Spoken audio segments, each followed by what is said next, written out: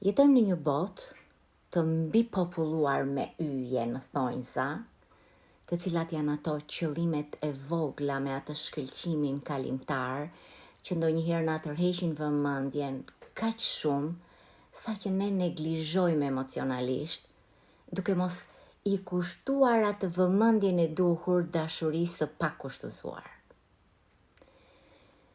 Duke qenë në atë presionin e përditshëm të këtyre yjeve të shndritshëm, ne harrojmë të kthejmë kokën tonë tek ajo drita më e fortë që na udhëheq natën, tek hëna jonë, tek njeriu ynë që qëndron pranë nesh pa kushte.